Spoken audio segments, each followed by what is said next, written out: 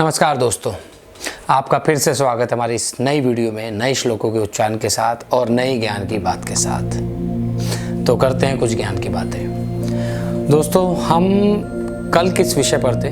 4 धामों के विषय पर थे। तो कल मैंने आपको पहला धाम बता दिया था जो था बद्रीनाथ धाम। तो हमारा दूसरा धाम है द्वारका धाम, जिसे हम द्वारिकाधीश भी बुलाते हैं। आप इस धाम का नाम द्वारिका धाम क्यों पड़ा?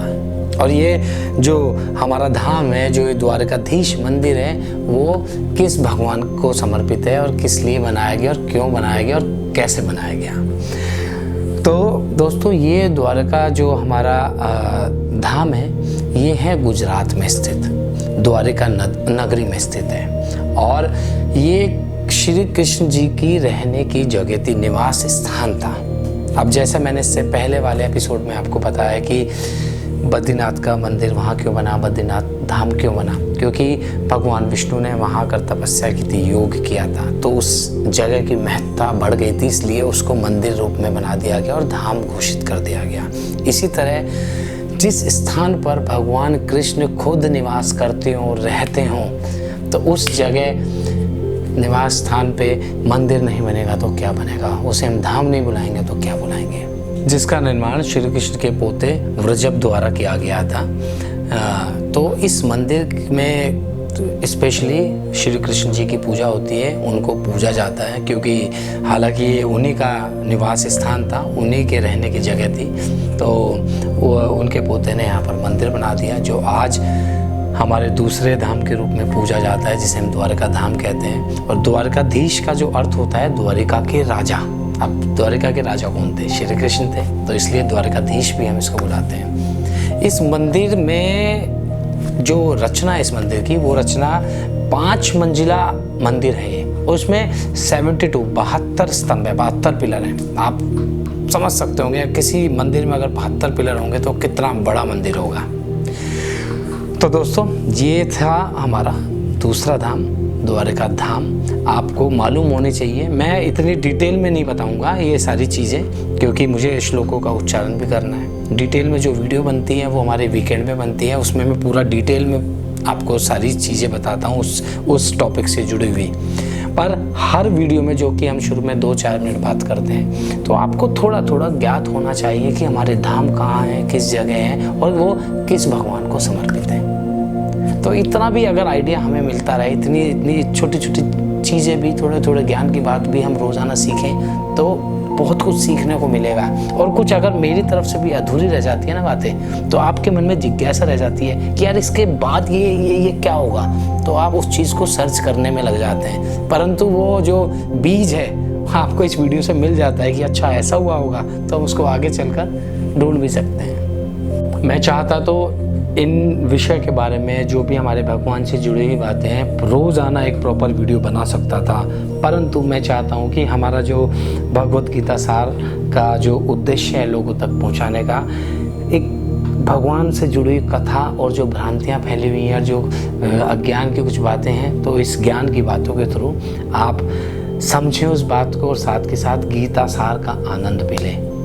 अब हफ्ते में मैं एक वीडियो बनाता ही हूँ, आप देखते हैं कि कितने डिटेल में मैं उस विषय में बताता हूँ। पर अगर मैं रोज़ाना डिटेलिंग में हर टॉपिक को आपके सामने बताऊँगा या डिस्कस करूँगा, तो भगवत गीता सार कौन सुनेगा? तो वो हमारे लिए बहुत ज़रूरी है सुनने वाली बात। और रोज़ाना आपके मन में भी एक क्यूरियोसिटी होनी चाहिए कि भैया ने ये चीज़ बताई है, तो ये चीज़ थोड़ी सी कम बताई है या थोड़ी सी अधूरी स्टोरी बताई है, तो आप भी तो सर्च कीजिए। जैसे मैं सर्च करके आपके सामने लेकर आ रहा हूँ, तो आप भी मुझे उसकी जो अगर बची हुई कुछ स्टोरी रह गई है या अधूरी बात है, कमेंट सेक्शन में बताइएगा ज़रूर। तो दोस्तों, अब बढ़ते हैं श्लोकों के उच्चारण की ओर। तो बढ़ते हैं श्लोक नंबर 22 की ओर। यम लब्ध्वा चापरम लाभम मन्यते नधिकम ततः यस्मनि स्थितो न दुखेन गुरुणापि विचाल्यते। इसका भावार्थ ये है कि परमात्मा को प्राप्त कर लेना, परमात्मा को प्राप्त करके जो लाभ इंसान को मिलता है, मनुष्य को मिलता है, उससे बड़ा कोई और लाभ नहीं होता। सिंपल सी बात है, किसी भी मनुष्य को अगर परमात्मा मिल गया तो उससे बड़ा लाभ और क्या चाहिए उसको। तो जिस इंसान को इस तरह का लाभ मिल गया हो, उस इंसान को, उस योगी को बड़े से बड़ा दुख भी विचलित नहीं कर सकता, चलायमान नहीं कर सकता। भगवान आपके पास होंगे, कितना भी बड़ा दुख हो, कोई दुख आपको हिला सकता है? नहीं। तो बढ़ते हैं श्लोक नंबर 23 की ओर। तम विद्याद दुख संयोग वियोगम योग सद्युतम स निश्चयन योक्तव्यो योगो अनिर्विण चेतसा। इसका भावार्थ यह है कि जो दुख रूपी संसार के संयोग से रहित है, दुख रूपी संसार, क्योंकि ये संसार है दुखों से भरा पड़ा है, उस संयोग से, उन चीजों से जो रहित है, जो उनसे अलग है, तथा जिसका नाम योग है, जिसका नाम योग है, क्योंकि योग ही ऐसी चीज है जो इस दुनिया की, दुखी रूपी दुनिया के हर संयोग से अलग करता है आपको। जिसने योग सीख लिया वो कहाँ दुखों में फंसेगा, उसको यह योग जानना चाहिए।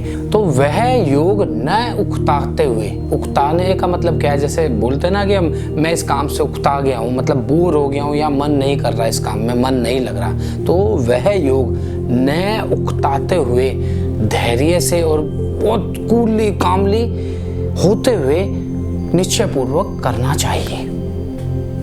वही तात्पर्य है कि अगर इस तरह का योग कोई सीखेगा, इस तरह के योग से आप इस दुनिया के सारे दुखों से निवारण पा जाएंगे। परंतु यह योग कैसे करना चाहिए? यह योग बड़े धैर्य से और बिना उकताए हुए मन से करना चाहिए, बिल्कुल उसमें कंप्लीटली फोकस्ड होकर, अपना चित्त लगाकर, अपना मन लगाकर करना चाहिए। तो बढ़ते हैं श्लोक नंबर 24 की ओर। संकल्प प्रभवान कामस्त त्यक्त्वा सर्वानशेषतः मन सेवेंद्रिय ग्रामम विनियम्य समन्ततः। इसका भावार्थ ये है, संकल्प से उत्पन्न होने वाली संपूर्ण कामनाओं को निशेष रूप से त्याग कर और मन के द्वारा इंद्रियों को कंट्रोल करके भली भांति रोक कर। इसके आगे श्लोक है कंटिन्यूशन में, परंतु यहाँ तक इस श्लोक का अर्थ यहाँ तक है कि संकल्प यहाँ पर बोला गया है कि जो भी इस संसार रूपी किसी भी चीज के विषय में सोच रहा है, वो वाला संकल्प है कि भाई मुझे घर बनाना है, मुझे गाड़ी बनानी है, वो वाला संकल्प लेते हैं ना गुस्से में कि मैं तो बहुत बड़ा घर बनाऊंगा, तो ये वो वाला संकल्प है। संकल्प से उत्पन्न होने वाली सभी कामनाओं को त्याग कर और मन के द्वारा अपनी इंद्रियों को रोक कर। तो बढ़ते हैं इसी के कंटिन्यूएशन में श्लोक नंबर 25 पर, क्योंकि इससे पहले वाला श्लोक अधूरा है, उसका अर्थ इसी के साथ निकलेगा। शने शनेरु परमेद बुद्ध्या धृति गृहीतया आत्म संस्थनम मने कृत्वा न किच्चिदपि चिंतयेत। इसका भावार्थ यह है कि क्रम क्रम से अभ्यास करते हुए, किस चीज का अभ्यास करते हुए, इससे पहले श्लोक में क्या बताया था, जो अधूरा रह गया था, इसी के साथ जुड़ा हुआ है कि अपने संसार रूपी सारी चीजों को, कामनाओं को त्याग कर, अपनी इंद्रियों को रोक कर, क्रम, अब आता है इसका, क्रम क्रम से वो चीज, उस चीज का अभ्यास करते हुए, उस योग को जानते हुए अपना जो चित्त है, इंद्रियों को कंट्रोल कर कर परमात्मा में चिंतन करना चाहिए, किसी और चीज में चिंतन नहीं करना चाहिए, अपना मन परमात्मा में लगाना चाहिए। तो ये 24 और 25 का जो भावार्थ था वो इकट्ठा ही आना था, क्योंकि वो श्लोक पूरा कंप्लीट ही अधूरा था 24वां, तो 25 के साथ मिलकर वो चीज़ें आप दोनों इकट्ठी सुनेंगे तो समझ में आ जाएगी। तो दोस्तों आज के लिए इतना ही। आप अपना ऐसे ही प्यार बनाए रखिए, हमारे साथ जुड़े रहिए, ज्ञान की बातें सुनते रहिए और श्लोकों का उच्चारण सुनते रहिए। इन श्लोकों के उच्चारण को लोगों तक पहुंचाइए, शेयर कीजिए वीडियो को, और ज्ञान की बातें बच्चों को भी बताइए, बड़ों को भी बताइए। तो मिलेंगे अगली वीडियो में नए श्लोकों के उच्चारण के साथ और नए ज्ञान की बात के साथ। तब तक के लिए राधे राधे।